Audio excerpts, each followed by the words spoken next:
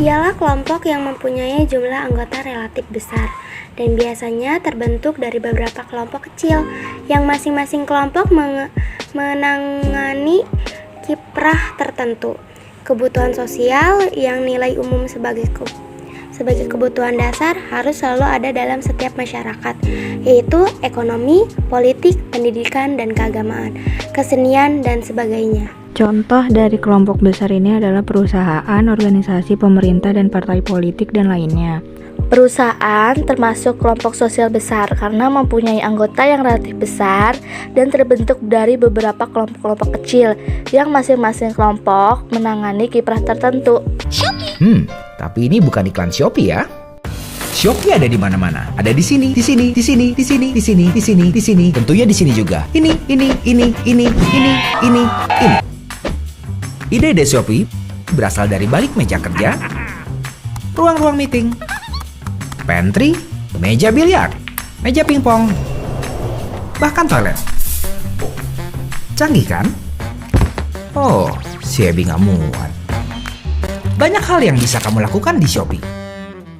Kamu bisa tertawa, makan sesukanya, bermain, dan santai-santai. Hai Chris, sesantai ini. Shopee bisa menjadi restoran saat kamu lapar. Tempat olahraga agar badanmu tetap fit. Dan tempat di mana kamu bisa peduli dengan sesama. Karena Shopee bisa menjadi kamarmu, rumahmu, tempat nongkrongmu, tempat belajarmu, dan tentu saja jadi kantormu. Shopee sebagai perusahaan e-commerce terdepan di Asia Tenggara dan Taiwan dapat mengajakmu keliling dunia. Menawarkan tantangan dan pengalaman baru agar kamu dapat terus berkembang. Ialah kelompok yang mempunyai jumlah anggota relatif kecil, paling sedikit 2 atau 3 orang, dan dibuat atas dasar kebutuhan atau kepentingan kecil dan spesifik. Contoh dari kelompok kecil ini adalah kelompok belajar dan kelompok diskusi, merupakan kelompok kecil dari suatu kelompok pendidikan sekolah. Contoh dari small group atau kelompok kecil ialah kelompok belajar. Tahukah kalian kenapa kelompok belajar termasuk kelompok sosial kecil?